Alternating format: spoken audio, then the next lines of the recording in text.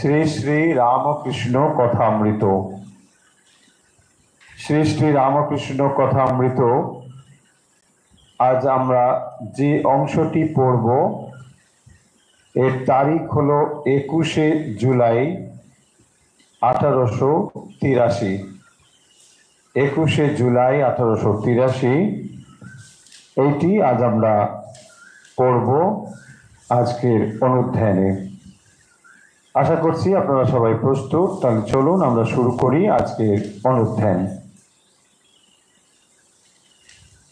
ওম তব কথামৃতম তপ্ত জীবনম কবিভিরেতাম কলমশাপহম শ্রবণ মঙ্গলম শ্রীমদাততম ভুবি গৃণন্তি য়ে ভুরিরাজনঃ। শ্রী শ্রী রামকৃষ্ণ কথামৃত আপনাদের অত্যন্ত পরিচিত একটি বিষয়। অনেক ভক্ত আছেন যারা নিয়মিত, এমনকি প্রত্যেক দিন খানিকটা হলেও শ্রী শ্রী রামকৃষ্ণ কথামৃত পাঠ করে থাকেন। শ্রীরামকৃষ্ণের এই কথামৃতের শুরুতে আমরা যে শ্লোকটি পাঠ করলাম, শ্রীম বা মাস্টারমশাই এই শ্লোকটি কথামৃত গ্রন্থের শুরুতেই উল্লেখ করেছেন। বোধ করি এই ছিল মাস্টারমশাইয়ের মনের কথা যে শ্রীমদ্ ভাগবত পুরাণ, মহাপুরাণ,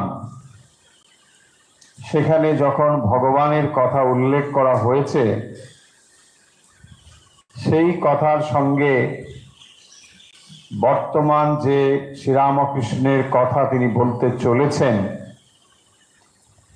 তার সঙ্গে একটি সুন্দর সৌসাদৃশ্য খুঁজে পেয়েছেন বলেই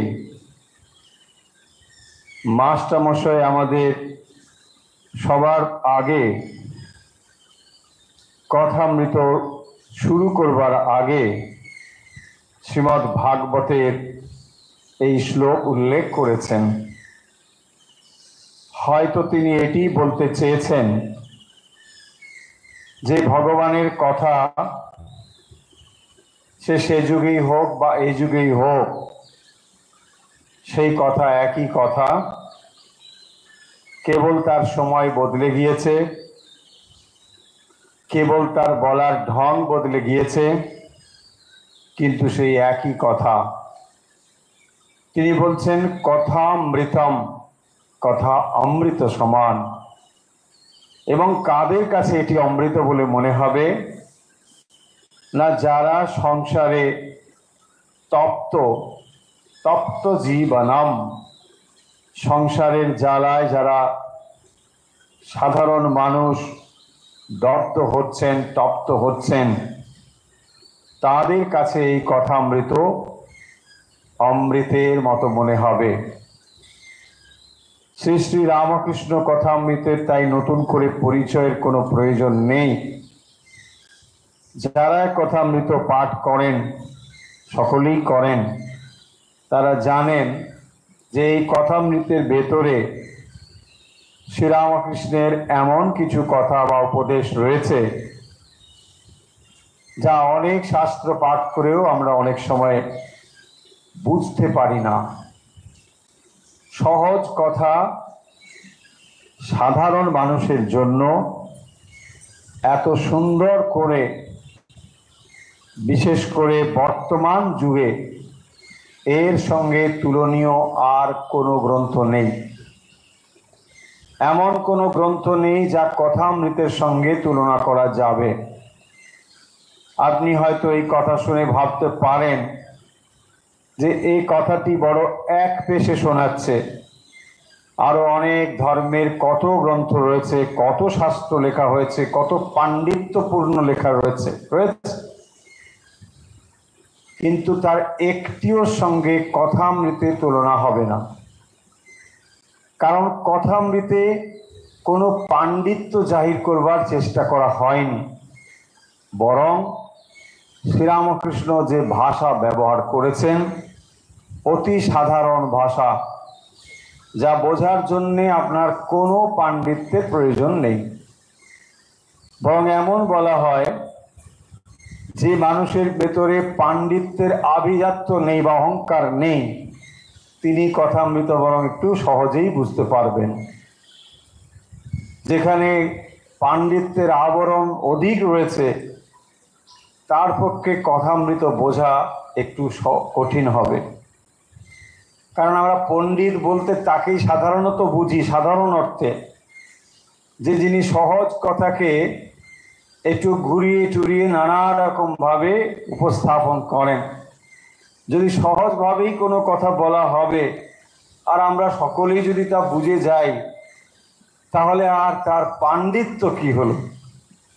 আমার প্রসঙ্গত মনে পড়ছে, স্বামী বিবেকানন্দ, তাকে পাশ্চাত্যে একটি ইউনিভার্সিটিতে বক্তৃতার জন্য আহ্বান জানানো হয়েছে এবং ফিলোসফির ছেলেগুলোকেই, স্টুডেন্টসদেরকেই ওখানে আনা হয়েছে যারা স্বামীজির বক্তৃতা শুনবেন। আর স্বামীজি বেদান্ত বিষয়ে বলছেন। খুব স্বাভাবিকভাবেই ফিলোসফির স্টুডেন্টসরাই ভালো বুঝতে পারবে, তাই জন্যে কলেজ কর্তৃপক্ষ তাদেরকেই অডিয়েন্স হিসেবে এনেছে। বক্তৃতা হয়ে গেল, কলেজ কর্তৃপক্ষ ছাত্রছাত্রীদের জিজ্ঞাসা করলো, কেমন শুনলে, কেমন হলো? বলছেন সবই তো জানা কথা। এটাই ছিল তাদের উত্তর, সবই জানা কথা, মানে নাথিং নিউ। এই যে সহজ ব্যাপারটা আমরা বুঝতে পারি না, আমরা ভাবি একটা বিরাট পাণ্ডিত্যপূর্ণ বলে গেল, যেটা খানিকটা মাথার উপর দিয়ে চলে গেল, কিছু বুঝতেই পারলাম না, তখনই আমরা তার প্রতি একটা মনে মনে সমীহ প্রকাশ করি। হ্যাঁ, তবেই তো বলি বক্তৃতা। সবই যদি আমার মতন বুঝে গেলাম, তাহলে আর কিসের বক্তৃতা, পাণ্ডিত্যই বাকি। তাই কথামৃতর ভেতরে রয়েছে এই রকম সহজ একটি অ্যাপ্রোচ। তাই অনেক সময় আমাদের মনে হয় যে এ আর এমন কি ব্যাপার, এখানে একটু সংস্কৃত থাকবে, একটু বেশ এদিক ওদিক করে বর্ণনা থাকবে, খানিকটা বুঝবো খানিকটা বুঝবো না, মাথা চুলকোবো 4 বার 5 বার ডিকশনারি দেখবো, তবেই না একটা কিছু হলো। তা নাহলে সহজ কথা যখন বলে দেওয়া হয়, আমরা অনেক সময় সেটাকে নিতে পারি না। কথামৃত হলো এই বৈশিষ্ট্য। এটি শুধু শাস্ত্র নয়, এটি শাস্ত্রের নির্যাস। আর শ্রীরামকৃষ্ণ হচ্ছেন সেই ব্যক্তিত্ব যিনি সমস্ত শাস্ত্রকে এক জায়গায় সমন্বয় করেছেন। আর সমন্বয় মূর্তি শ্রীরামকৃষ্ণ যখন এই কথাগুলো বলছেন, তখন এগুলো কোনো যুক্তির কথা নয়, এগুলো সিদ্ধান্তের কথা। কারণ প্রতিটি জিনিস তিনি সিদ্ধান্ত করেছেন তার ভেতরে, সেই সমন্বয়ের কথা এখানে তিনি বলছেন। তাই কথামৃতকে সামান্য গ্রন্থ বলে যেন আমরা কখনো অবহেলা না করি। প্রত্যেক মানুষ যদি যথার্থ রূপে ধর্ম লাভের আগ্রহী হন, তিনি যে মতের যে পথের হোক না কেন, কোনো কিছু এসে যায় না, কথামৃত আপনাকে পড়তেই হবে। আপনি যদি কথামৃত শুনুন, শ্রীরামকৃষ্ণকে আপনার ব্যক্তিগতভাবে ভালো নাও লাগতে পারে, তাতে কিচ্ছু এসে যায় না, কথামৃত আপনি পড়ুন। আপনার যেমন বিলিফ সিস্টেম রয়েছে, যা রয়েছে সাধনার বিষয়, তা আপনি করুন, পাশাপাশি কথামৃত পড়ুন। কথামৃত এমন একটি গ্রন্থ, এখানে কোনো সম্প্রদায়ের বিষয় নেই, একেবারে সম্প্রদায় বিবর্জিতভাবে কথামৃত উপস্থাপন করা হয়েছে। এবং অভিনবত্ব হলো মাস্টারমশাইয়ের, যিনি কথামৃতের ভেতরে নিজের ব্যক্তিত্বকে কোনোভাবেই প্রকাশ করতে চাননি। সাধারণত আমরা দেখি যিনি যা সৃষ্টি করেন, সেই সৃষ্টির ভেতরে বা শিল্পকর্মের ভেতরে যিনি এটা করেন, তিনি কিন্তু সেখানে থাকেন। আপনি যদি রবীন্দ্রনাথের রচনাবলী পড়েন, বঙ্কিমচন্দ্রের রচনাবলী পড়েন, বা অন্য কোনো লেখকের লেখা পড়েন, দেখবেন ওই মানুষটিকেই আপনি তার লেখার ভেতরে খুঁজে পাবেন, কারণ ব্যক্তিত্বই ওই লেখার ভেতরে প্রকাশিত হয়েছে। কিন্তু এখানে মাস্টারমশাই যে কাজটি সচেতনভাবে করেছেন, তবে হেরে গেছেন বলবো, ঠিক পারেননি। পারেননি কেন? তিনি ছদ্মনাম ব্যবহার করেছেন, কিন্তু পরবর্তী সময় মানুষ খুঁজে খুঁজে খুঁজে খুঁজে তাকে বার করেছে যে না, ওখানে এই মাস্টারমশাই এইরকম করে নিজেকে লুকিয়ে রেখেছেন। উদ্দেশ্য ছিল যে এই গ্রন্থ পাঠের সময় তাকে যেন কেউ না টানাটানি করে বা খোঁজে, সব সময় যেন শ্রীরামকৃষ্ণকেই খোঁজে, এইটি ছিল তার উদ্দেশ্য। কিন্তু যাই হোক, আমরা দেখব যে এই গ্রন্থের ভেতরে সত্যি সত্যি শ্রীরামকৃষ্ণের কথাই প্রাধান্য পেয়েছে। মাস্টারমশাই শুধু করেছেন কি, কথাগুলোকে গেঁথে দিয়েছেন আমাদের আপনাদের জন্য। সেই কথামৃত আজ আমরা পড়ব। আমরা যে অংশটি পড়ব একটু আগে বললাম, এটির তারিখ হলো 21শে জুলাই 1883। শিরোনামটি হলো খেলাত ঘোষের বাটিতে শুভাগমন, বৈষ্ণবকে শিক্ষা। এই ছিল শিরোনাম, খেলাত ঘোষের বাটিতে শুভাগমন। বেশ, দেখা যাক। আমরা জানি যে এরকম ভক্তদের বাড়িতে বিভিন্ন প্রসঙ্গে বিভিন্ন সময়ে তাকে আমন্ত্রণ জানালে তিনি যেতেন। শ্রীরামকৃষ্ণ বিভিন্ন জায়গায় গিয়েছেন। ঠাকুর শ্রীরামকৃষ্ণ খেলাত ঘোষের বাড়িতে প্রবেশ করিতেছেন, এই হচ্ছে ডেসক্রিপশন। মাস্টারমশাই যখন যে দিনের যা এন্ট্রি যখন করছেন, প্রথমে একটা ছোট্ট করে ডেসক্রিপশন দিয়েছেন। রাত 10টা হবে, দেখুন তাহলে অনেকটা রাত হয়েছে তখন, কিন্তু শ্রীরামকৃষ্ণ তখন যাচ্ছেন। বেশ, বাটি ও বাটির বৃহৎ প্রাঙ্গণ চাঁদের আলোতে আলোকময় হইয়াছে। বাটিতে প্রবেশ করিতে করিতে ঠাকুর ভাবাবিষ্ট হইয়াছেন। সঙ্গে রামলাল মাস্টার আর দু একটি ভক্ত। বৃহৎ চকমিলান বৈঠকখানা বাড়ি, দ্বিতলায় উঠিয়া বারান্দা দিয়া একবার দক্ষিণে অনেকটা গিয়া তারপর পূর্ব দিকে, আবার উত্তরাশ্র হইয়া অনেকটা আসিয়া অন্তঃপুরের দিকে যাইতে হয়। যে ডেসক্রিপশন রয়েছে আমরা বুঝতে পারছি এর দ্বারা যে ভক্তের যার বাড়ির কথা এখানে বলা হয়েছে, ইনি একটু বর্ধিষ্ণু একজন বাড়ি, খুব স্বাভাবিকভাবেই জমিদার গোছের ছিলেন তিনি, আর এই করতেন, ওই দান ধ্যান অনেক করতেন খেলাত ঘোষের, এই হচ্ছে পরিচয়। তো যাই হোক, তার বাড়িতে তিনি পৌঁছেছেন। আচ্ছা, আমরা দেখি এরপরে। ওই দিকে আসিতে বোধ হইল যেন বাটিতে কেহ নাই, মানে বিশাল বাড়ি, খুব একটা লোকজন আছে বলে মনে হচ্ছে না। কেবল কতগুলি বড় বড় ঘর আর সম্মুখে দীর্ঘ বারান্দা পড়িয়া আছে। তো বুঝিয়ে দিচ্ছেন তিনি একটা আভিজাত্য সেখানে রয়েছে, কিন্তু এখন একটু নির্জন নির্জন ভাব। ঠাকুরকে উত্তর পূর্বের একটি ঘরে বসানো হইল, এখনো ভাবস্থ। এখন শ্রীরামকৃষ্ণ কখন ভাবস্থ হবেন তার কোনো ঠিক ঠিকানা ছিল না, আর কি দেখেই বা হবেন তাও কোনো ঠিক নেই। সামান্য কিছুতেই তার ভাবস্থ অবস্থা হয়। মানে একেবারে শুকনো দেশলাই কাঠি, ফলে যে কোনো অবস্থায় একটু ফ্রিকশন হলেই ব্যাস তার ভেতরে আগুনটা জ্বলে উঠবে। এই রকম একটা অবস্থায় শ্রীরামকৃষ্ণ যাচ্ছেন। ফলে ভাবার চেষ্টা করতে পারি, আমরা কল্পনা করতে পারি যে আমাদের মনের অবস্থা আর শ্রীরামকৃষ্ণের মনের অবস্থাটা কীরকম। ভক্তের বাড়িতে তিনি ঢুকছেন, তখনই ভাবস্থ হয়ে গিয়েছেন, তখনও ভাবস্থ। বাটির যে ভক্তটি তাহাকে আহ্বান করিয়া আনিয়াছেন, তিনি আসিয়া অভ্যর্থনা করিলেন। খুব স্বাভাবিকভাবেই তিনি নেমন্তন্ন জানিয়েছেন, তিনি এসেছেন। তিনি বৈষ্ণব, সঙ্গে তিলকাদি ছাপ ও হাতে হরিনামের ঝুলি।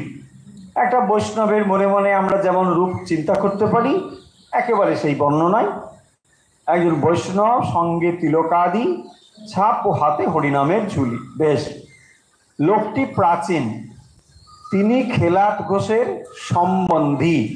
আচ্ছা, দক্ষিণেশ্বরে ঠাকুরকে মাঝে মাঝে গিয়া দর্শন করিতেন, কিন্তু কোনো কোনো বৈষ্ণবের ভাব অতি সংকীর্ণ, তাহারা শাক্ত বা জ্ঞানীদিগের বড় নিন্দা করিয়া থাকেন। ঠাকুর এবার কথা কহিতেছেন। দেখুন, এত সময় পর্যন্ত মাস্টারমশাই একটা বর্ণনা দিয়ে দিলেন যে কোন প্রেক্ষিতে আজ আমরা শ্রীরামকৃষ্ণকে দর্শন করব কথামৃতের পাতায়।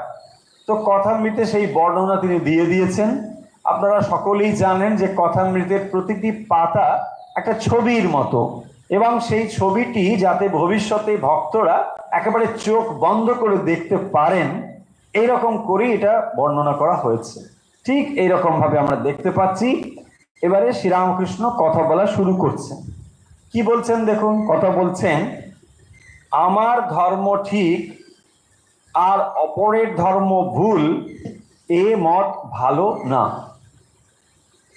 আচ্ছা, কেন এই কথা শুরু হবে? তার প্রথমেই কিন্তু মাস্টারমশাই ডেসক্রিপশনে বলে দিয়েছেন। কি বলেছেন আর একবার আমরা স্মরণ করি দেখুন। তিনি বলছেন, কোন কোন বৈষ্ণবের ভাব অতি সংকীর্ণ, তাহারা শাক্ত বা জ্ঞানীদিগের বড় নিন্দা করিয়া থাকেন। মানে ইন জেনারেল ওয়েতে কিন্তু বলা হচ্ছে, নিশ্চয়ই ব্যতিক্রম থাকবে, কিন্তু তিনি এইটি বলছেন যে অনেক বৈষ্ণব রয়েছেন যাদের ভাবটা সংকীর্ণ, সংকীর্ণ গোঁড়ামি রয়েছে তাদের মধ্যে, সবার নয় নিশ্চয়ই, তারা শাক্ত বা জ্ঞানীদিগের বড় নিন্দা করে থাকেন। আচ্ছা, এই নিন্দা দুই রকম হতে পারে। নিন্দা এক হতে পারে নিন্দনীয় জিনিসকে নিন্দা করা, এটা একটা পয়েন্ট। আর নিজে মহৎ এটা প্রমাণ করার জন্য অপরকে নিন্দা, এটাও একটা হতে পারে। মানে আমি অপরকে বলছি তুমি কত ছোট, তার মানে উল্টো দিক থেকে আমি কত বড়, এটা হয়। আর যেটা সত্যি ছোট সেটাকে সত্যি ছোট বলা যাবে, তাই না? কালো জিনিসটাকে কালো বলা হচ্ছে, কিন্তু এখানে তা উদ্দেশ্য নয়। এখানে যে অপরকে ছোট, মানে জ্ঞানী এবং শাক্তকে যে ছোট করে বলা হচ্ছে, নিন্দা করা হচ্ছে, এই নিন্দার উদ্দেশ্য হচ্ছে আত্মপ্রশংসা। বৈষ্ণবরা সাধারণভাবে যেটি করেন, শাক্ত এবং অন্যদেরকে যে নিন্দা করে থাকেন, এই নিন্দার পেছনে রয়েছে আসলে আত্মমহিমা প্রচার। মানে আমার ভাবটা দেখো, আমাকেই দেখো, এই হচ্ছে সোজা কথা। শ্রীরামকৃষ্ণ এই জায়গা থেকে কথা বলাটা শুরু করছেন। কি বলছেন দেখুন, আমার ধর্ম ঠিক আর অপরের ধর্ম ভুল, এ মত ভালো না। প্রথম সেন্টেন্স একেবারে এইটাই, যে আমার মত ঠিক আর অন্যের মত ভুল। তার মানে যখনই আমি নিন্দা করছি, তার মানে তোমারটা ভুল। কখন তো এটা বলবে না যে আমারটা ভুল তোমারটা ঠিক, এটা তো হবে না, তাই না?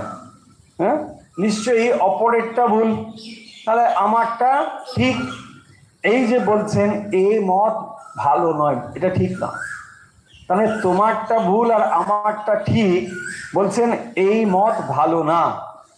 ঈশ্বর এক বই দুই নাই, তাকে ভিন্ন ভিন্ন নাম দিয়ে ভিন্ন ভিন্ন লোকে ডাকে। দেখুন, এই কথাগুলো আজ যখন আমরা পড়ছি মনে হবে যে আচ্ছা এ তো জানা কথাই, এর আর কি আছে। কিন্তু দেখুন, যখন আমরা বই পড়ি সব ঠিক থাকে, প্র্যাকটিক্যালি যখন আমরা ব্যবহার করি তখন এই কথাগুলো অনেক সময় ভুলে যায়। আর যখন শ্রীরামকৃষ্ণ কথা বলছেন তখন সমাজটা আরো অন্যরকম ছিল। তো এখন কি বলছেন, ঈশ্বর এক বই দুই নেই। তাহলে এই বোধটা আমাদের হয় না যে বৈষ্ণব যাকে ডাকছেন, শাক্ত যাকে ডাকছেন, জ্ঞানী যাকে ডাকছেন, বা অন্য ধর্মের মানুষ যাকে ডাকছে, সেটা ইসলাম হতে পারে, বৌদ্ধ হতে পারে, খ্রিস্টান হতে পারে, যে কেউ হতে পারে, তারা যে অন্য অন্য কাউকে ডাকছে তা তো নয়, একজনকেই ডাকছেন। আপনি বলবেন আচ্ছা এটা তো জানাই না, এটা জানা ছিল না আমাদের। এইটা শ্রীরামকৃষ্ণ সিদ্ধান্ত দিয়ে দিচ্ছেন, একেবারে সিদ্ধান্ত। দেখুন, এইটা নিয়ে বিচার করে বহু সময় কেটে গেছে আমাদের পণ্ডিতদের মধ্যে, যে না বোধহয় ঠিক হবে না, এত বৈচিত্র্য আমরা দেখতে পাচ্ছি, হ্যাঁ সব এক কি করে হয়ে যায়, ভগবান সব এক? না না, ভগবান এক না। কিন্তু শ্রীরামকৃষ্ণ বলছেন একেবারেই এক, তার সিদ্ধান্ত। আরো দেখুন এটাকে এক্সপ্লেন করছেন কিভাবে। কেউ বলে গড, কেউ বলে আল্লাহ, কেউ বলে কৃষ্ণ, কেউ বলে শিব, কেউ বলে ব্রহ্ম। তাহলে শব্দগুলো বদলে গেল। যেখানে বলছেন গড, আল্লাহ, কৃষ্ণ, শিব আর ব্রহ্ম, তাহলে এখানে বদলালো কোনটা? শব্দগুলোই বদলে গেল। তাহলে রিয়ালিটি যা, বাস্তব যা, এটা বদলে যাচ্ছে না, সেই জিনিসটি একই, তাই না? ওই এরকম সেই আছে না গল্প, একজন খুব পিপাসায় পড়েছে, কিন্তু সে অন্য একটা দেশে গেছে, সেই দেশে জলকে কি বলে তার জানা নেই, হ্যাঁ, ওই দেশের ভাষা সে জানে না। সে তাদেরকে নানাভাবে বোঝাতে চেষ্টা করলো যে তার মানে একটু পিপাসার জল চাই, কিন্তু সেই জল শব্দটা যেহেতু তাদের কাছে অর্থবহীন, সে নানাভাবে বলছে আমার এইরকম এরকম এরকম হাত নেড়ে, মানে একেবারে ইন্টারন্যাশনাল ল্যাঙ্গুয়েজ যা, সেইটা বোঝানোর চেষ্টা করেছে। কিন্তু সেই মানুষগুলো অনেকটা পরে বুঝতে পারলো যে আসলে এই লোকটা জলের কথাই বলছে। তার মানেটা কি? বস্তুটা এক, তাকে নানাভাবে আমরা কেবল বলছি মাত্র। তাহলে বস্তু একই, তাকে আমরা নানাভাবে বলছি। নানাভাবে মানে এখানে ভাষাগত বৈচিত্র্যের কথা বলা হয়েছে। সেই জন্য শ্রীরামকৃষ্ণ বলছেন যে কেউ তাকে বলছে আল্লাহ, কেউ কৃষ্ণ, কেউ শিব, কেউ ব্রহ্ম। তাহলে এই শব্দগুলো বদলে গেলে বস্তু কি বদলে যায়? বস্তু বদলে যায় না। তাহলে পিপাসার জন্য আপনার যে জিনিসটির দরকার সেই জিনিসটিকে আপনি ওয়াটার বলতে পারেন, জল বলতে পারেন, পানি বলতে পারেন, অ্যাকোয়া বলতে পারেন, আরো অনেক ল্যাঙ্গুয়েজে অনেক কিছু বলতে পারেন, কিন্তু আসল তো সেটা জল। তাহলে যখন আপনার পিপাসা পায় তখন আপনি যেটাকেই চান সেটা একটাই জিনিস। দেখুন, পৃথিবীর যে কোনো প্রান্তের মানুষ পিপাসা যখন পায় তো জলই পায়, তার জলেরই প্রয়োজন হয়। এক্স্যাক্টলি এই কথাটাই শ্রীরামকৃষ্ণ বলছেন যে তাহলে এত যে বৈচিত্র্য আমরা ঈশ্বর, গড এইসব বলছি, এগুলো কেবল শব্দগত বৈচিত্র্য। তিনি আরো সুন্দর করে তিনি কি বলছেন, যেমন পুকুরে জল আছে, এক ঘাটের জল লোকে বলে জল, এক ঘাটে বলে ওয়াটার, এক ঘাটে বলে পানি। হিন্দুরা জল, খ্রিস্টানরা ওয়াটার, মুসলমানরা বলে পানি, কিন্তু বস্তু এক। দেখুন, একদম সিদ্ধান্ত শ্রীরামকৃষ্ণ দিচ্ছেন, বস্তুটা কিন্তু এক। বলছেন মত আর পথ, লিখছেন মত হাইফেন দিয়ে পথ, মত পথ মানে যত মত তত পথ। তাহলে মত আর পথ, ব্যাস, অনলি এটাই ডিফারেন্স, কিন্তু বস্তুটা কখনো তফাৎ হয়ে যাবে না। দেখুন, সূর্যের ছবি আমরা ভূপৃষ্ঠ থেকে তুললে একরকম তুলব, মহাকাশ থেকে তুললে আর একরকম উঠবে, পৃথিবীর অন্য প্রান্ত থেকে উঠলে আর একরকম দেখা যাবে, কিন্তু সেই সত্যকেই প্রকাশিত করছে সূর্যকে, যদিও সব ছবিগুলো আলাদা আলাদা মনে হয়।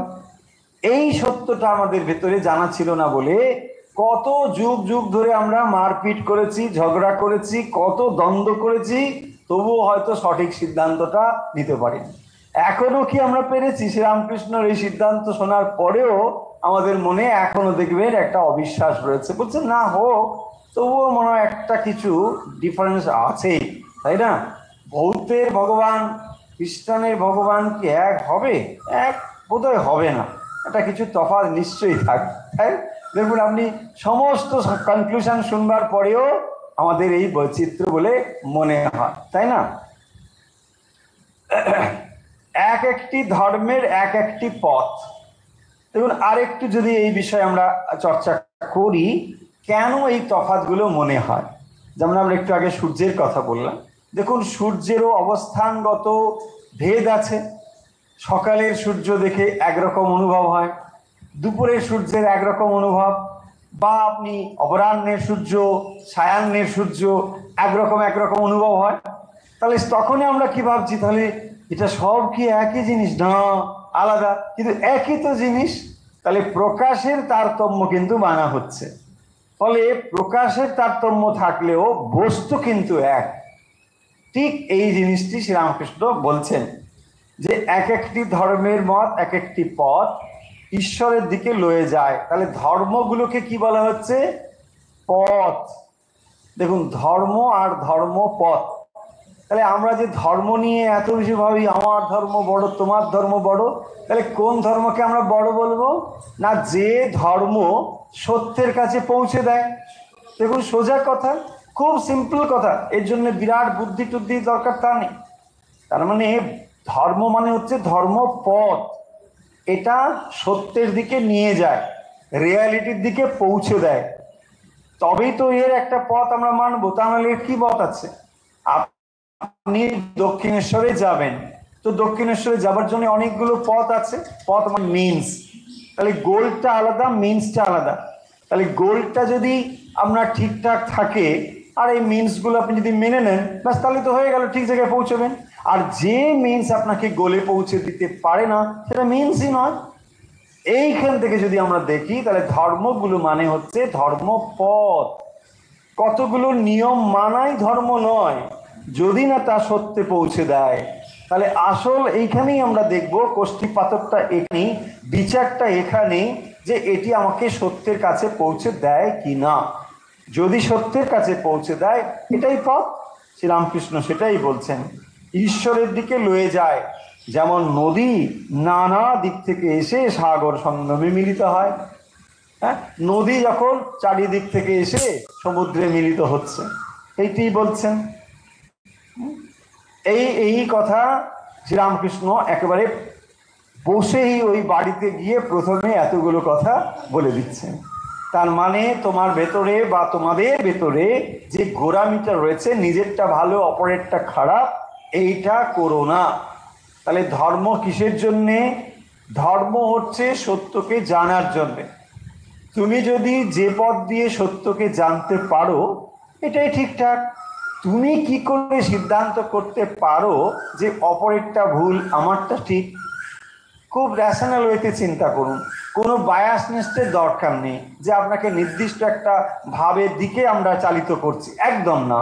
আপনি খুব র্যাশনাল ওয়েতে, খুব যুক্তি বিচার দিয়ে ভেবে দেখুন, যদি আপনিও পথে হাঁটছেন আর একজন মানুষ ও পথে হাঁটছেন, দুজনেরই যদি গন্তব্য অজ্ঞাত থাকে, তাহলে আপনার কি অধিকার আছে অপর মানুষটিকে বলবার যে তুমি ভাই ভুল পথে যাচ্ছ?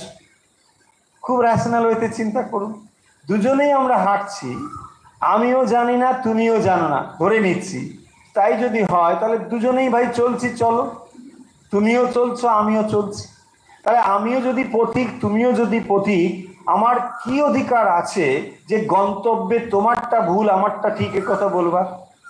আর যদি তুমি সত্য জেনে থাকো তাহলে তো তুমি এ কথা বলতেই পারো না। তার মানে দেখুন, যখন আপনি আপনার পথে যথেষ্ট শ্রদ্ধাশীল নন, কেবল তখনই আপনি এই কথাগুলো বলতে থাকেন যে আমারটা ঠিক তোমারটা ভুল। তোমারটা যে ঠিক তার প্রমাণ দাও। তুমি সত্য লাভ করেছো কি? যে না করিনি। যদি না করে থাকো বেশি কথা বলো কেন, চুপ করে বসে থাকো, তাই না? দেখুন, এই হচ্ছে আমাদের এই ব্যাপার নিয়ে একেবারে কি না কি চলছে। এইটি শ্রীরামকৃষ্ণ খুব সহজভাবে সমাধান করে দিচ্ছেন। আরো কথা বলছেন, দেখুন, বেদ পুরাণ তন্ত্রে প্রতিপাদ্য একই সচ্চিদানন্দ। আচ্ছা, এবারে ধর্মপথ থেকে ধর্মশাস্ত্রে আসছেন। দেখুন, প্রথমে তিনি ধর্ম মতগুলোকে বলে দিলেন। ধর্ম মতগুলোর মধ্যে ভিন্নতা রয়েছে, কিন্তু সেই ধর্ম মতগুলো একই সত্যের দিকে যদি নিয়ে যায়, তাহলে এগুলোতে তুমি ছোট আর বড় বলো কি করে? যে পথ দিয়ে আমি সত্যের কাছে পৌঁছতে পারি সেটাই আমার কাছে পথ। যে যার রুচি অনুযায়ী যায়, কেউ ট্যাক্সি করে যায়, কেউ অটো করে, কেউ টোটো করে, কেউ নদী করে, কেউ হেঁটে যায়, যে যেমন ভাবে যায়, যার যা ভালো লাগে, যার যা রুচি, যার যা অবস্থা। যেমন বেদ পুরাণ তন্ত্রে, তারপরে পরে বলছেন যে বেদ পুরাণ তন্ত্রে প্রতিপাদ্য একই সচ্চিদানন্দ। দেখুন, এখানে তিনটে জিনিস প্রধান প্রধান উল্লেখ করা হলো। তাহলে একটা বেদ, পুরাণ আর তন্ত্র। বেদকে আমরা কি বলি? আমরা বলি সমস্ত শাস্ত্রের একেবারে উৎস হচ্ছেন বেদ। বেদ থেকে সমস্ত শাস্ত্র জ্ঞান আমাদের কাছে এসেছে। বেশ, তারপরে বলছেন পুরাণ আর তন্ত্র। তাহলে বেদের যা প্রতিপাদ্য, মানে বেদ যা বলতে চায় সেও কিন্তু সেই সচ্চিদানন্দ, অর্থাৎ সেই ঈশ্বরকেই বলতে চায়। আবার পুরাণও যা বলতে চায় সেও সেই ঈশ্বর, তন্ত্রও যা বলতে চায় সেও সেই ঈশ্বর। শ্রীরামকৃষ্ণ এটি বলছেন। এমন নয় যে তাহলে বেদ আর এক জিনিসের কথা বলে, পুরাণ অন্য জিনিসের কথা বলে, বা তন্ত্র আর এক জিনিসের কথা বলে, তা না। এই সমস্তই একই প্রতিপাদ্য বিষয়, এবং সেটি হচ্ছে সচ্চিদানন্দ। বেদে সচ্চিদানন্দ ব্রহ্ম। তাহলে বেদে শব্দগত তফাৎ কি হলো না, সেই সচ্চিদানন্দকে এখানে ব্রহ্ম শব্দে বলা হয়েছে, সেটি হচ্ছে ব্রহ্ম, সচ্চিদানন্দ ব্রহ্ম। পুরাণে সচ্চিদানন্দ কৃষ্ণ রাম প্রভৃতি। দেখুন, তাহলে যখন আমরা এই ফর্ম পাচ্ছি, তাহলে সচ্চিদানন্দ যখন আমরা তাকে স্বরূপত বলছি, সেখানে কোনো ফর্ম নেই, নাম রূপ নেই। তাহলে নাম রূপের পারে যখন তিনি, তাকে আমরা বলছি ব্রহ্ম। আবার যখন নাম রূপ সংযুক্ত হলো, তখন তাকে আমরা কৃষ্ণ অথবা রাম বলছি। তার মানে একটা দ্বৈত ভূমি, একটা অদ্বৈত ভূমি। তাহলে দ্বৈত ভূমিতে যখন তাকে আমরা বলছি, তাকে আমরা ব্রহ্ম শব্দ বলছি। ব্রহ্ম শব্দের অর্থ কি? ব্রহ্ম মানে হচ্ছে যা সব থেকে বড়, সব থেকে যেটা বড়, তারপরে আর বড় কিছু নেই, তাকেই আমরা ব্রহ্ম শব্দ বলছি। বেশ, কিন্তু তাহলে সেই ব্রহ্ম শব্দ মানে তাকে আমরা নাম রূপের ভেতরে নিতে পারি না, স্বরূপত তার নাম রূপ হয় না। কেন হয় না? আমরা বহুবার বলেছি, বহু প্রসঙ্গে। দেখুন, নাম তখনই হবে যে জিনিসটা ছোট হবে, যে জিনিসটা সীমিত হবে। অসীম অনন্তের কখনো নাম হতে পারে না। নাম বস্তুকে ছোটই করে, রেস্ট্রিক্টেড করে। তাহলে বস্তুকে যেটি ছোট করে সেই নাম, তাহলে নিশ্চয়ই সেটা অদ্বৈত নয়, দ্বৈত জিনিস। এই যে দ্বৈত ভূমিতে, সেটি পুরাণের মধ্যে আমরা পাবো। তাহলে বেদগুলোতে যে সচ্চিদানন্দ ব্রহ্মের কথা বলা হয়েছে, এইটা আমরা সকলে গ্রহণ করবার উপযুক্ত নই। সেই কারণের জন্যেই পরবর্তী সময়ে পুরাণ আদি শাস্ত্র রচিত হয়েছে। কেন না, এখানে পুরাণগুলোতে মূলত দেখবেন এখানে দ্বৈত ভাব স্থাপন করা হয়েছে। এখানে দ্বৈত ভাব, তিনি কৃষ্ণ, তিনি কালী, তিনি ইত্যাদি, এইরকম ফর্ম যদি এসে যায়, আমাদের পক্ষে বুঝতে সুবিধা হবে। পুরাণগুলোতে আমরা এইরকমই জিনিসটি পাবো। সেই জন্য শ্রীরামকৃষ্ণ বলছেন, পুরাণেও সচ্চিদানন্দ কৃষ্ণ রাম প্রভৃতি, তন্ত্রেও সচ্চিদানন্দ শিব, আর সচ্চিদানন্দ ব্রহ্ম, কৃষ্ণ, সচ্চিদানন্দ শিব। তাহলে একটা বেদ, পুরাণ আর তন্ত্র, সেখানে সেই উদ্দেশ্যই হচ্ছে সচ্চিদানন্দ, কিন্তু শব্দগত তফাৎ। এক জায়গায় বলছি ব্রহ্ম, অন্যত্র কৃষ্ণ, অন্যত্র শিব। এই তাহলে শ্রীরামকৃষ্ণ খুব সুন্দরভাবে সমন্বয় করে দিচ্ছেন যে তোমরা যারা বেদ মানো বা বেদকে তোমরা গুরুত্ব দিচ্ছ, ঠিক, ভুল কিছু নেই। যারা পুরাণ মতে অগ্রসর হচ্ছে তাদেরও ভুল কিছু নেই, তন্ত্র মতে যারা, তাদেরও ভুল নেই। কিন্তু লক্ষ্য হবে সচ্চিদানন্দ। সেই সচ্চিদানন্দকে কেউ নাম রূপের পাড়ে গিয়ে চিন্তা করে, কেউ নাম রূপ সংযুক্ত হয়ে চিন্তা করে, একই জিনিস। শ্রীরামকৃষ্ণের এই কথাগুলো শুনবার পরে সকলের কিরকম অভিব্যক্তি, এটিও মাস্টারমশাই ফুটিয়ে তুলেছেন। কি বলছেন? বলছেন সকলে চুপ করিয়া আছেন। হ্যাঁ, এইসব কথা শুনে সবাই চুপ করে আছে। চুপ করে আছেন মানে এই কথাগুলো তখন তারা প্রথমবার শুনছেন। তো প্রথম কথা যখন শোনে কেউ, তার ভেতরে অভিনবত্ব থাকে, এবং সেই অভিনবত্ব যখন রয়েছে, অবাক হয়ে শুনছেন যে এই লোকটি বলে কি। এরকমভাবে একটা জিনিস হচ্ছে। বৈষ্ণব ভক্ত মহাশয় ঈশ্বরকে ভাববই বা কেন, একেবারে গোড়ার কথা, তাই না? ভালো কথা বলেছে যে ঈশ্বরকে ভাবার দরকারই বা কি? ঈশ্বর আছেন, থাকুন, সমস্যা কি, তাই না? তুমি তোমার মতো থাকো, আমি আমার মতো থাকি। তো তোমাতে আমাতে এত ডাকাডাকি করতে হবে, এইসব করতে হবে, এই কি, কেন কেন? ঠিক। শ্রীরামকৃষ্ণের উত্তর দেখুন, বলছেন এ বোধ যদি থাকে তাহলে তো জীবন মুক্ত। কথাটা একটু বুঝবো। কেন ঈশ্বরকে ভাববই বা কেন? কেন ভাববো? প্রথম কথা, ঈশ্বর যদি এই অর্থ হয়, এই কথার ভেতর থেকে যদি এই কথা আমরা বার করি যে ঈশ্বরকে আমাদের ভাবার দরকার নেই, কারণ ঈশ্বর আর আমাতে কোনো তফাৎ নেই, তাই না? এটা একটা হতে পারে যে আমাতে এবং অর্থাৎ জীব এবং ব্রহ্মে কোনো তফাৎ নেই। জ্ঞানীরা তো এই কথা বলে। তাহলে জীব এবং ব্রহ্মে যদি কোনো তফাৎ না থাকে, তাহলে আমার সত্যি তো আমি ঈশ্বরকে ভাববো কেন? তখনই তো আমি ঈশ্বরকে ভাববো না যদি ঈশ্বর এবং আমি দুটো আলাদা হই। আমি অমুকের কথা ভাবি, তাহলে অমুক এবং আমি নিশ্চয়ই এক নই। যদি আমি আর ঈশ্বর এক হয়ে যাই তাহলে আর ভাববার দরকার কি? খুব স্বাভাবিক কথা। ওই জায়গাটা ধরে শ্রীরামকৃষ্ণ বলছেন, এ বোধ যদি থাকে, তার মানে আমি আর ঈশ্বর আলাদা নয়, এই বোধ যদি থাকে তাহলে তো জীবন মুক্ত, তাহলে তো জীবন মুক্ত। অর্থাৎ আমি আর ভগবানে কোনো তফাৎ নেই, ব্রহ্ম আর জীবে কোনো তফাৎ নেই। তাহলে এই কথাটা যে আমরা বলছি, এটা কি বুঝে বলছি না না বুঝে বলছি? এই কথাটা আমরা তোতা পাখির মতো বলছি। বইতে লেখা আছে, সবাই পড়ছি, শুনছি, আবার বলছি। তাহলে এই কথাটার উপলব্ধি নেই, আর উপলব্ধি নেই বলে এই কথাটার কোনো অর্থও নেই, এই কথাটার কোনো বিশেষ তাৎপর্য নেই, কেবল আমরা বলি। তাহলে যদি এই কথাটা আমরা বুঝে বলতাম, মানে ঈশ্বর আর আমাতে যদি কোনো তফাৎ না থাকে, তাহলে এই কথাটি সত্যি সত্যি যদি বুঝে বলি, তাহলে তফাৎটা কি হতো? তফাৎ হতো এই যে ব্রহ্মের যে যেগুলো বৈশিষ্ট্য, সেই বৈশিষ্ট্যগুলো আমার মধ্যে প্রকাশিত হতো। কি ব্রহ্মের বৈশিষ্ট্য? সৎ চিৎ আনন্দ। তাহলে সৎ চিৎ আনন্দ যদি ব্রহ্মের বৈশিষ্ট্য হয়, এটি জীবেরও বৈশিষ্ট্য হবে যিনি বলছেন। তার মানে তিনি সৎ স্বরূপ। তার মানে এই যে আমি মরে যাব, এটা কখনো হওয়ার কথা নয়। সত্যি যদি ব্রহ্মের উপলব্ধি কারো হয়, তাহলে ব্রহ্ম হচ্ছেন সৎস্বরূপ। সৎস্বরূপ মানে তার অসৎ সত্তা কখনো নেই, মানে তিনি কখনো নন এক্সিস্টেন্ট, এটা হতে পারে না। ভগবান সবসময় বা ঈশ্বর সবসময় বা ব্রহ্ম সর্বদাই আছেন।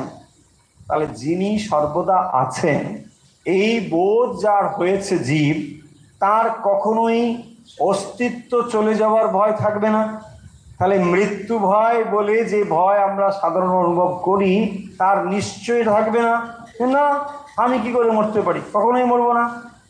বেশ, আর কি? চিৎ। চিৎ মানে হচ্ছে জ্ঞান, নলেজ। কিসের জ্ঞান? তাহলে এই স্বরূপ জ্ঞান তার হচ্ছে যে তিনি ব্রহ্ম এক। তাহলে তিনি এবং ব্রহ্ম যদি এক হয়, তাহলে আনন্দের অনুভূতি তার হবে, অর্থাৎ তিনি সর্বদা আনন্দে অবস্থান করবেন। দেখুন, এই যদি না হয়, তাহলে কেবল মুখে বলা হচ্ছে, মুখে বলছি আমি সচ্চিদ আনন্দ, কিন্তু মনে জানি আমি অমুক নন্দ, তাই না? ফলে এটা হচ্ছে না। আর সেই জন্য বলছেন, এ বোধ যদি থাকে, দেখুন কেবল এটা জানা বলছেন না, বোধ। বোধ মানে বোধে বোধ, বোধে বোধ মানে অনুভূতি। তাই অনুভূতি ছাড়া এই নলেজগুলোর কোনো দাম নেই। অন্য নলেজগুলোর দাম কোথায় গেছে? তাহলে দেখুন, এগুলো আমরা বহুবার বলেছি, তবুও এগুলো আমাদের কাছে কনফিউজিং বলে আমরা আবার এগুলো বলবো ভবিষ্যতে। আমাদের জানতে হবে এগুলো। দেখুন, অন্য নলেজের থেকে এর তফাৎটা কোথায়? আপনি স্কুলে, কলেজে, বিশ্ববিদ্যালয়ে অনেক পড়াশোনা করেছেন, সেই জিনিসগুলোর সঙ্গে তফাৎ হচ্ছে ওইগুলো আপনি বইতে বা নোট থেকে কোথাও পড়ে টড়ে নিয়ে আপনি এক জায়গায় লিখে দিলে আপনার মূল্যায়ন হলো যে আপনি জিনিসগুলো জেনে গিয়েছেন, আপনাকে 10-এর 10 বা 10-এর 11 বা 10-এর অনেক বেশি দিয়ে দেওয়া হলো, আপনি পাস করে গেলেন, হয়ে গেল, সুন্দর। দেখুন, এইভাবেই আমাদের জগৎ চলছে, কোনো সমস্যা নেই। ওখানে আপনি যখন লিখছেন H2O = ওয়াটার, আচ্ছা তখন কি আপনাকে প্রশ্ন করা হবে, তুমি ল্যাবে গিয়ে H2O এটা করে কি তুমি দেখেছো? বলছে না, আমি দেখিনি। আচ্ছা, তাহলে তুমি লিখলে কি করে? না, আমি মুখস্থ করেছি, আমি লিখে দিয়েছি। ও আচ্ছা, বেশ, ঠিক আছে, তুমি চলো, তোমার কোনো সমস্যা নেই, তুমি এটা জানো, তোমাকে 5 নম্বর দিয়ে দেওয়া হচ্ছে। কিন্তু এখানে তফাৎটা তাহলে কি? এখানে তফাৎ হলো এই থিওরিটিক্যাল, আবার এই প্র্যাকটিক্যাল নলেজ মানেও ল্যাবে গিয়ে যে ওখানে তাহলে আমি H2O মিশিয়ে দেখে নিলাম, তাহলে থিওরিটিক্যাল নলেজ প্র্যাকটিক্যাল হয়ে গেল, ব্যাপারটা ঠিক ওরকম নয়। এখানে তাহলে কি করতে হবে? আপনি যে ব্রহ্ম, এইটি আপনাকে জানতে হবে। বুঝতে জানলে বই পড়ে? না না না না না, তাহলে বই পড়ে যে আমরা জানি, এটাকে কি বলা হয়? এটাকে বলা হয় ইনডিরেক্ট নলেজ। এটা প্রত্যক্ষ জ্ঞান নয়, পরোক্ষ জ্ঞান। সেই কারণের জন্যে পরোক্ষ জ্ঞান আধ্যাত্মিক জগতে বিশেষ সহায়তা দান করে না। আর এটা দান করে না বলেই আমরা কি করি, আমরা কেবল মুখেই কথাগুলো বলতে থাকি, তাতে আমাদের কিছুই হয় না। শ্রীরামকৃষ্ণ বলছেন না, যেমন বিড়াল যখন কি বলে, পাখিকে যখন বিড়াল ধরে তখন সে কী করে, ট্যা ট্যা করতে থাকে। আবার যখন খুব ফেভারেবল সব কিছু তখন সে রাম রাম হরি হরি বল, তাই না? আমাদের অবস্থাও তাই। হে ভগবান তমেব মাথা চপিতা থমেব, তারপরে যে একটা সমস্যা তৈরি হয়, ওরে বাবা তুমি তোমার দিকে থাকো, আমি এখন ছুটলাম, হয় কি না? দেখুন, তার মানে কেন এটা হয়? ওটা কেবল মুখ পর্যন্ত, তার নিচে আর নেই, মুখেই কেবল বলে যাচ্ছে। শ্রীরামকৃষ্ণ সেই জন্য বলছেন যে ঈশ্বরকে ভাববই বা কেন, এটা যদি সত্যি বোধ থাকে, মানে তুমি এবং ঈশ্বরের মধ্যে যদি অভিন্ন সম্বন্ধ এটা বুঝে থাকো, তোমার ভগবানকে ডাকার কোনো দরকার নেই। এক্স্যাক্টলি, এটা একটা এক্সট্রিম। ভগবানকে তাহলে কারা ডাকবে না? যারা ভগবানের সঙ্গে সম্বন্ধ একেবারে চিরকালীন এটা বোধ করেছেন। দরকার নেই, তারা ধরতে ডাকবেন কেন? তাকে ডাকার প্রয়োজন নেই। এবারে প্রশ্ন হচ্ছে যে তাহলে সকলেই কি আমরা ভগবানকে জেনে ফেলেছি? অনেকেই তো আমরা ভগবানকে ডাকি না। যারা ভগবানকে ডাকে না তারা সকলেই কি তাহলে এটা জেনে ফেলেছে? না, তা নয়। এটি বলছেন দেখুন, কিন্তু সকলের এটি বিশ্বাস নেই। তাহলে সকলের এই বিশ্বাস নেই, কেবল মুখে আমরা বলি, মানে সুবিধাজনক অবস্থায় হলে তখন আমরা বলি। সেইটি বলছেন বিশ্বাস নেই, কেবল মুখে বলে ঈশ্বর আছেন, তার ইচ্ছায় এ সমস্ত হচ্ছে, বিষয়ীরা শুনে রাখে, বিশ্বাস করে না। তাহলে কি বলছেন? ঈশ্বর আছেন, তার ইচ্ছায় এ সমস্ত হচ্ছে, বিষয়েরা শুনে রাখে, বিশ্বাস করে না। তাহলে ভগবানে কারা বিশ্বাস করবে না? না, যারা এইরকমভাবে জানে যে ভগবানের সঙ্গে তাদের কোনো তফাৎ নেই, তাদের আর ডাকার দরকার নেই। কিন্তু বাকিদের যেখানে অহংবৃত্তি রয়েছে, অর্থাৎ ঈশ্বর থেকে আমি আলাদা, এই বোধ যাদের রয়েছে, তাদের ঈশ্বরকে ডাকতেই হবে। এখন প্রশ্ন হবে যে ঈশ্বরকে ডাকা মানে কি? ঈশ্বরকে আমি ডাকবো কেন? সত্যিই তো, যদি ঈশ্বরকে আমার মনে হয় একজন ব্যক্তি, তাহলে তাকে ডাকার আমার কি প্রয়োজন? ঈশ্বরকে আমার কোনো প্রয়োজন নেই। প্রশ্ন হচ্ছে ঈশ্বরকে ডাকার এই জন্যে প্রয়োজন। শ্রীরামকৃষ্ণ এখানে কথা বলবেন, আমরা পড়বো, তার আগে দুটো একটা কথা আমরা একটু বলে নিই। অনেকের এরকম ধারণা যে সত্যিই তো আমরা কেন ঈশ্বরকে ডাকবো? আমি আমার মতো পড়াশুনো করেছি, আমি আমার মতো চাকরি করি, আমার মতো খাই দাই, আমি আনন্দে থাকি, এখানে ঈশ্বরের জায়গাটি কোথায়? প্রশ্ন আসতে পারে। আমি যদি ঈশ্বরকে না ডাকি তাহলে আমার অসুবিধে কোথায়? আমার সমাজে প্রতিপত্তির কোনো সমস্যা আছে? কিছু নেই। আমি নিজে অর্থ উপার্জন করলাম, আমি সবই করতে পারি, কোনো সমস্যা আছে? কিচ্ছু নেই। সত্যি কিছু নেই, কোনো সমস্যা নেই। কিন্তু সমস্যা আছে, কোথায় আছে দেখুন। আপনি যেমনই করুন না কেন, যা কিছু করুন না কেন, এই জায়গাগুলো থেকে আপনি কিছুতেই মুক্ত হতে পারবেন না। সেটা হচ্ছে ঈশ্বরের যা প্রপার্টি, মানে যাকে আমরা ঈশ্বরের বৈশিষ্ট্য বলি, সেইটি আপনার ভেতরে না থাকার কারণে আপনি এই জগতের যত বড়ই হন না কেন, মৃত্যু ভয় আপনার থাকবে। ওয়াই না, এইটি হচ্ছে যে ব্রহ্ম বা ঈশ্বর আমরা বলছি, তার ভেতরে এই বৈশিষ্ট্য আছে। তিনি হচ্ছেন সৎ স্বরূপ, চৈতন্য স্বরূপ, আনন্দ স্বরূপ। আর জীবের মধ্যে এইগুলো প্রতিফলিত হয়ে রয়েছে, কিন্তু সে সেটাকে জানে না। সেইটা সে জানে না বলে যে সৎচিত আনন্দের অনুভব সে করছে, জীব নিজেকে অনুভব করছে আমি তো আছি, ঠিক, আর আমি তো আনন্দের অনুভব করি, বস্তু পেলে আমি আনন্দ হই, ঠিকই। কিন্তু এই যে আনন্দের অনুভব, এগুলো হচ্ছে সমস্ত ধার করা আনন্দের অনুভব। আর সত্যি সত্যি সেই আনন্দের অনুভব যার ভেতরে পূর্ণভাবে রয়েছেন তাকে বলে ঈশ্বর। আচ্ছা, একটু সহজ করে যদি একটা এক্সাম্পল নিয়ে বুঝি তাহলে জিনিসটা আরো সহজ হয়ে যাবে। ধরুন, চাঁদ যদি নিজেকে মনে করতে শুরু করে যে আমার সূর্যের কি প্রয়োজন, আমি তো নিজেই আলো দিচ্ছি, সবাই আমার পুজো করছে, কি সুন্দর। আমি যখন উঠি সবাই চন্দ্র বন্দনা করছে, কি সুন্দর, আমি তো একদম ঠিকঠাক। সূর্যের আমার এখানে কি প্রয়োজন আছে?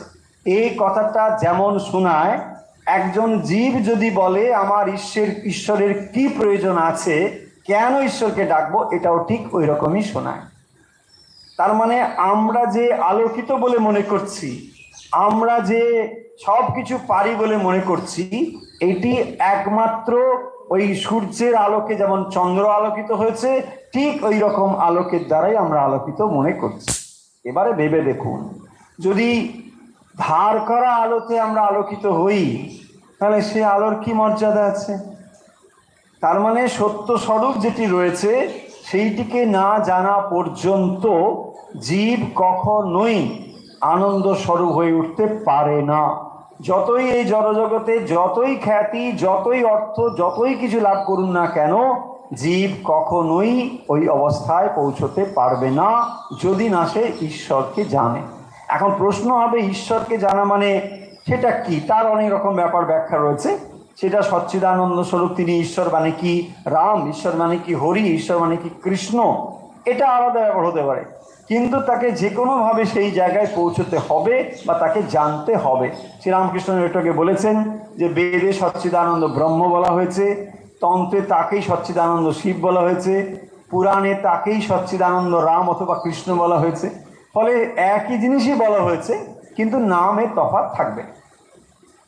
এবারে বলছেন বিষয়ীর ঈশ্বর কেমন, এই বিষয়ে চলে গেলেন। হ্যাঁ, এই মানে যে প্রসঙ্গ চলছে এখন সেটা এখানে যাচ্ছে।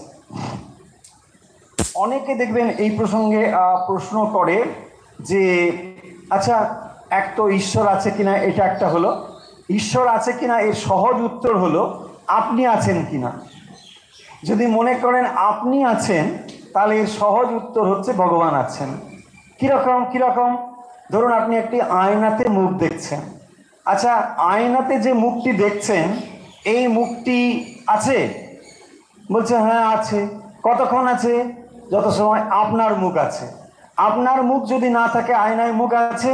বলছে আয়নায় মুখ নেই। মুশকিল হচ্ছে কি, আমরা এই দুটো জিনিস যত সহজে অনুভব করতে পারি, কারণ দুটো জিনিসকে আমরা একই প্ল্যাটফর্মে দেখতে পাচ্ছি, ঠিক একই রকমভাবে দুটোকে একসঙ্গে দেখতে পাচ্ছি না বলে আমরা এটা বুঝতেই পারছি না যে এটা রিফ্লেক্টেড কিছু একটা। ওই যে দর্পণের ভেতরে মুখটাকে দেখছি, দেখেই ভাবছি যে এটা তো স্বাভাবিক ব্যাপার, ওই একটা সত্য স্বরূপ যে এখানে রিফ্লেক্টেড হয়েছে, এ বোধটা আর হচ্ছে না। সেই জন্যে আমাদের এই অবস্থা হয়, আমরা বুঝতেই পারি না। আবার অনেকে বলেন যে আচ্ছা, পুনর্জন্ম কি আছে? আমাদের কি আবার জন্মগ্রহণ করতে হবে? দেখুন, এই প্রশ্নগুলো মানুষের যখন একটু বয়স টয়স বেড়ে টেড়ে যায়, তখন এই প্রশ্নগুলো না ঘুরে ফিরে আসে। চায়ের কাপ হাতে নিয়ে বিকেলে সন্ধ্যেবেলায় একটু একা হলে পরে একটু উদাস দার্শনিক ভাব হয়। তো তখন হয় মানে আচ্ছা কি হবে, সত্যি কি আবার জীবন আছে, আবার কে আসতে হবে? দেখুন, খুব লজিক্যালি ভাবুন, কোনো আপনাকে বায়াসনেস দেওয়ার হচ্ছেই না, খুব লজিক্যালি ভাবুন। একটা কিছু না থেকে জগতে কিছু একটা হয়েছে, কখন কিছু একটা নেই, হঠাৎ করে কিছু একটা হয়ে গেল, এটা কি করে হবে? আবার দেখুন, যখন আমরা এই জগতে অনেকে মারা যাচ্ছে, কারণ নিজের মৃত্যুর অনুভব তো নিজে করতে পারছি না, অপরের মৃত্যুর অনুভব করতে পারছি। অপর মানুষ যখন মৃত্যুবরণ করে তখন আমরা কি দেখি? একটা মানুষ ছিল, তারপরে নেই হয়ে গেল। আচ্ছা, এই যে নেই হয়ে গেল, তার শরীরটা কোথায় গেল? তার শরীরটা এই পঞ্চভূতের শরীরের সঙ্গে মিশে গেল, ঠিক এটা আমরা বুঝতে পারি। তাহলে এই শরীরটা যখন মিশে গেল, সবই তো চলে গেল, তার জলটা জল অংশে, পৃথিবীটা পৃথিবী অংশে সবই চলে গেল, বায়ু অংশে চলে গেল। তাহলে থাকে কি? আর কি থাকে? কিছু একটা তো থাকে। দেখুন, ম্যাটারের সঙ্গে মানে এনার্জি রিলেটেড আছে, তাই না? হ্যাঁ, বিজ্ঞান এটা প্রমাণ করে দিয়েছে, E=mc²। সকলে আমরা এই কথাটা জানি, নিশ্চয়ই জানি। তো যখনই এনার্জি এবং ম্যাটার এটার সঙ্গে একটা ভালো রিলেশন রয়েছে, তাহলে বস্তুগুলো যখন বস্তুগুলোর সঙ্গে চলে গেল, তাহলে একটা কম্বিনেশন ছিল, সবগুলো একসঙ্গে তো সমন্বয় ঘটেছিল। এই সমন্বয় সর্বত্রই আছে পৃথিবীর। তার মানে এই বস্তুটার ভেতরেই পঞ্চভূত আছে। এইটার ভেতরেও আছে, সব কিছুর মধ্যেই পাঁচটি আছে। তখন পাঁচটি যখন পাঁচটা এলিমেন্টে মিশে গেল, তখন এখানের যে এনার্জি জিনিসটি করে কোথায় যাবে, সেই এনার্জিটাও থেকে যায়। আপনি বলবেন আচ্ছা এই এনার্জি ব্যাপারটা ঠিক বুঝতে পারছি না, কীরকম এনার্জিটা থাকবে? দেখুন কীরকম। তাহলে আমরা শরীরের অস্তিত্বের ওপরে একটা মনের অস্তিত্ব ভাবতে পারি, নিশ্চয়ই সকলে ভাবতে পারি। আচ্ছা এই মনের অস্তিত্বগুলো নিশ্চয়ই এই জড়জগতের বস্তুগুলোর সঙ্গে একটা টেনশন তৈরি করে, এটা আমরা বুঝতে পারি। কীরকম বুঝতে পারি? দেখুন সারফেসের সঙ্গে কোনো বস্তু যখন থাকে সারফেস টেনশন বলে, নিশ্চয়ই আমরা জানি কেন এই বস্তুটা লেগে আছে, একটা সারফেস টেনশন আছে। তাহলে এই বস্তুর সঙ্গে আপনি কেন এই দেহটায় আছেন, এটাও একটা এনার্জি টেনশন আছে এখানে। সেই এনার্জি টেনশনটা কি? এনার্জি টেনশনটা হচ্ছে অ্যাটাচমেন্ট। তার মানে যখনই আপনি এই বস্তুগুলোর সঙ্গে বা সম্পর্কের সঙ্গে যে কোনোভাবে অ্যাটাচমেন্ট আছেন, ওটাই তৈরি করছে এনার্জি, এবং ওটাই আপনাকে আবার নতুন করে শরীর ধারণের জন্যে জাগরিত করে দেয়। আমি তখন আপনি আবার জেগে ওঠেন। সো এই জিনিসটা যে রয়েছে, আমরা এটা অনেকে মানতে চাই না। আমরা বলি না না, এটা কি করে হবে? একটা কিছু না থেকে একটা কিছু কি হতে পারে? তাহলে এই শরীর ধারণটা যে হচ্ছে, তারও একটা নিশ্চয়ই কার্যকারণ সম্পর্ক আছে। দেখুন খুব লজিক্যালি যদি সায়েন্টিফিক্যালি চিন্তা করেন, তাহলে এটা কার্য, শরীরটা কার্য না কারণ? কার্য। তাহলে এই কার্যের একটা কারণ থাকতে হবে। তাহলে কারণ ছাড়া কখনোই কার্য হবে না, কখনো হতে পারে না। ঠিক একই রকম ভাবে এটাকে প্রমাণ করা যাবে, একদম লজিক্যালি প্রমাণ করা যাবে যে এর একটা কারণ আছে। এমনি এমনি ঘটছে না যে জাস্ট একটা ঘটছে, মানে কোনো কারণ নেই, এটা এরকম হচ্ছে না। প্রত্যেকটি জিনিসের একটি কার্যকারণ সম্পর্ক রয়েছে, এবং সেই কার্যকারণ সম্পর্কটি আপনাকে আবার কিছুটা সময় পরে শরীর ধারণের দিকে নিয়ে যায়। চিত্ত নির্মাণ বলে, চিত্ত নির্মাণ। তাহলে ওই ম্যানিফেস্টেশনের জন্য ওটা আবার রেডি হচ্ছে। যে টেনশনগুলো ছিল, সেই এনার্জি লেভেলগুলো আস্তে আস্তে আস্তে আস্তে এক জায়গায় এসে আপনার পরবর্তী পিতা, পরবর্তী মাতা, পরবর্তী অবস্থা তৈরি করছে। এইভাবে এটা চলে আসছে। শ্রীরামকৃষ্ণ কি বলছেন এবারে দেখুন। বলছেন বিষয়ীর ঈশ্বর কেমন জানো? খুড়ি জেঠির কোদল শুনে ছেলেরা যেমন ঝগড়া করতে বসে, আমার ঈশ্বর আছে সেরকম। কি বলছেন তাহলে? বিষয়ীর ঈশ্বর কেমন? বিষয় কাকে বলে? মানে শ্রীরামকৃষ্ণ বলছেন না, বিষয়ী তার বিষয়ের প্রতি যে টান আকর্ষণ। তাহলে বিষয়ীর ঈশ্বর জ্ঞান কেমন, ঈশ্বর সম্বন্ধে তার ধারণা কিরকম? খুড়ি জেঠির কোদল শুনে ছেলেরা যেমন ঝগড়া করতে করতে বলে আমার ঈশ্বর আছেন। তার মানে ওই কথার কথা মাত্র, আর তার কোনো বিশেষ তাৎপর্য নিয়ে আসে না, এইটা বলছেন। সবাই কি তাকে ধরতে পারে? তিনি ভালো লোক করেছেন, মন্দ লোক করেছেন, ভক্ত করেছেন, অভক্ত করেছেন, বিশ্বাসী করেছেন, অবিশ্বাসী করেছেন। তার লীলার ভিতর কত বিচিত্রতা, তার শক্তি কোনখানে বেশি প্রকাশ, কোনখানে কম। সূর্যের আলো মৃত্তিকায় জলে বেশি প্রকাশ, আবার জল অপেক্ষা দর্পণে বেশি প্রকাশ। তার মানে কি বলছেন? যে তাহলে এই যে তারতম্য, কি করে এটা হলো? সবাইকে তাকে ধরতে পারে, তিনি ভালো লোক করেছেন, মন্দ লোক করেছেন। তার মানে মন্দ ভালো, এটা তাহলে কিসের তারতম্যে? প্রকাশের তারতম্যে।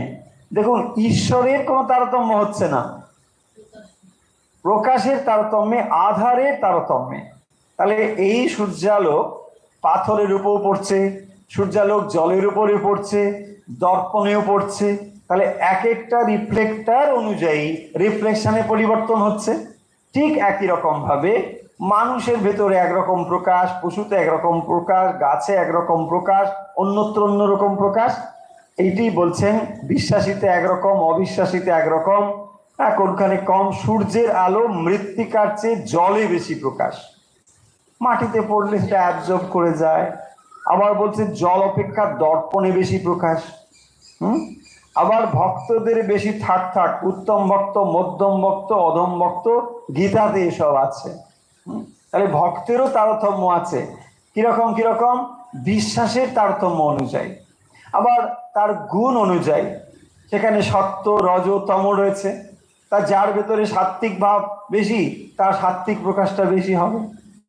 ভক্তের মধ্যে সত্য রজতমের যে তারতম্য রয়েছে সেই অনুযায়ী সেখানে তার ভাব, তার ঈশ্বর, তার প্রকাশ তারতম্য ঘটে গেল। দেখুন আজকে তাহলে পড়া আমরা সামাপ করে দেবো। আমরা যে জিনিসগুলো আজকে খুব সুন্দরভাবে এখানে পেলাম সেগুলো হচ্ছে কোন প্রসঙ্গে এলো? প্রসঙ্গ এলো যে তোমার ধর্ম ভালো আর অন্যের ধর্মের নিন্দা করা এটা ঠিক নয়। তিনি এই কথাটা বলছেন। এখানে ধর্ম মানে ধর্ম মত বা পথ, এই কথাটি। তাহলে ধর্ম মানে হচ্ছে ধর্ম মত বা পথ। তাহলে পথ বা মত কাকে বলে? যেটা আমাকে ডেস্টিনেশনের দিকে নিয়ে যায়, মানে গোল নয়, এটা মিনস, এটা উপায়। লক্ষ্য কিন্তু আলাদা। আমার লক্ষ্য হচ্ছে মানে ভগবান লাভ, আর এগুলো হলো পথ। তাহলে এই পথ নিয়ে আমরা মারামারি করছি, এ বলছি আমারটা ভালো তোমারটা খারাপ, এই তো চলছে। হ্যাঁ, রুচিনাং বৈচিত্রাৎ ঋজু কুটিল নানা পথে জুসাম। দেখুন ঋজু কুটিল ওই শব্দটুকু ওখানে রয়েছে। মানে কখনো তো বলবে না যে আমারটা ঋজু, আমারটা কুটিল আর তোমারটা ঋজু, এটা তো বলবে না। ওই ঋজু কুটিল, ঋজু কুটিল মানে আমারটা ঋজু তোমারটা কুটিল, তাই না? শিবমহিম স্তোত্রে বলা হচ্ছে, দেখবেন সব সময় এই রয়েছে। এই যে সমালোচনাটা শ্রীরামকৃষ্ণ বলছেন, কেন এই সমালোচনা? তাহলে যখনই পথ বলছো তার মানে পথের মধ্যে যেমনই বৈচিত্র্য থাক, সত্য এক হবে। এক্সাম্পল দিয়ে বলা হয় একটা বৃত্ত, বৃত্তের কেন্দ্রে যদি আমরা সকলে পৌঁছতে চাই তাহলে পরিধি থেকে তার দূরত্ব সবসময় একই হবে, কিন্তু পরিধির মধ্যে পারস্পরিক দূরত্ব তফাৎ থাকতে পারে, এবং তা হয়ও। তাতে কি এসে যায়? যখন আমরা সত্যে গিয়ে পৌঁছবো সেটাই হবে। তাই বলছেন শ্রীরামকৃষ্ণ যে তোমরা কেন এত বিবাদ করো, এটা করো না। তাহলে সেই সচ্চিদানন্দকেই তো সবাই ডাকছেন। তারপরে বলছেন শাস্ত্রে, অর্থাৎ কোন শাস্ত্র? বেদ, পুরাণ, তন্ত্র। বেদের মধ্যেও সেই সচ্চিদানন্দকেই বলা হয়েছে, পুরাণেও বলা হয়েছে, তন্ত্রেও বলা হয়েছে। ফলে এইগুলোর মধ্যে কোনো তফাৎ নেই। তারপর তিনি এক্সাম্পল দিয়ে ওয়াটার, জল, পানি ইত্যাদি দিয়ে বুঝিয়ে দিয়েছেন। তারপরে শ্রীরামকৃষ্ণ কি বলেছেন? যে ঈশ্বরকে ভাববই বা কেন? তাই না, ঈশ্বরকে ভাবার দরকার কি? ঈশ্বরকে ডাকবো কেন? কেন ঈশ্বরকে ডাকবো? বলছেন যদি এটা সত্যি বুঝে থাকো বা বুঝে বলো তাহলে তো তুমি জীবন মুক্ত। যদি বলো যে ঈশ্বরকে কেন ডাকবো, তার মানে ঈশ্বর আর আমাতে কোনো তফাৎ নেই, যদি এটা বুঝে বলো তাহলে তুমি জীবন মুক্ত। জীবন মুক্ত মানে জীবিত অবস্থায় মুক্ত, তাকে বলে জীবন মুক্ত। দুই রকম মুক্তি হয়, একটা জীবন মুক্ত আর একটি হচ্ছে বিদেহ মুক্ত। তো এই যে জীবন মুক্ত অর্থাৎ তুমি জীবিত অবস্থাতেই সম্পূর্ণ মুক্ত হয়ে গেছো, কারণ তোমার আর কোনো সীমাবদ্ধতা নেই, তুমি সেই সচ্চিদানন্দ ব্রহ্মকে জেনেছো। আর বলছেন এটা যদি না হয়, অর্থাৎ বিশ্বাস নেই, কেবল মুখে বলে, তাহলে মুখে আমরা কেবল বলছি যে ঈশ্বরকে ডাকার দরকার নেই, তার মানে তফাৎটা রয়েছে। আমি এবং ঈশ্বর এই তফাৎ রয়েছে, তবু মুখে বলছি তাকে আমি ডাকবো না। কেন ডাকছি না? আমরা জানি না বলে ডাকছি না। তার মানে আমরা সত্যের কেবল একটা দিককে দেখে আমরা ভাবছি ঈশ্বর না হলেও বোধহয় আমাদের চলে যায়। এটা বুঝতে পারছি না যে ঈশ্বর না হলে আমি নেই। আমি যে কথা বলি, আমি যে হাত নাড়ি, যা কিছু করি, চিন্তা করি, এ সমস্ত ঈশ্বরের শক্তিতেই হয়। এই বোধ আমার নেই বলেই আমরা ভাবি যে ঈশ্বরের কোনো প্রয়োজন নেই। আমরা যেমন এক্সাম্পল দিলাম যে চন্দ্র যদি মনে করে সূর্যের আমার কোনো প্রয়োজন নেই, সেটা যেমন লাগে, আর মানুষ যদি বলে ঈশ্বরের আমার কোনো প্রয়োজন নেই, এটাও ঠিক একই রকম কথা। দর্পণে যখন আমরা প্রতিবিম্ব দেখি, সেই প্রতিবিম্ব সত্য প্রতিবিম্ব, সত্য স্বরূপ রয়েছে বলেই তার প্রতিবিম্ব কেবল সম্ভব। তাহলে যখনই আমরা দেখছি এই বিশ্ব ব্রহ্মাণ্ডই হচ্ছে সেই ঈশ্বরের প্রতিবিম্ব, সেই ঈশ্বর এখানে প্রতিবিম্বিত হয়ে আছেন নানা আধারে, এই বোধগুলো সম্পূর্ণভাবে আমাদের কাছে নেই বলেই আমরা বুঝতে পারি না, বলে আমরা ভাবি ভগবান ছাড়াই আমাদের চলে যাবে। ভগবান ছাড়া আমাদের এক মুহূর্ত চলবে না, এটা আমাদের জানতে হবে। সেই কথাই শ্রীরামকৃষ্ণ এখানে বলছেন। আবার তিনি বলছেন যে ভক্তের মধ্যে এইসব নানা রকম থাক রয়েছে, এই কথা তিনি বলেছেন।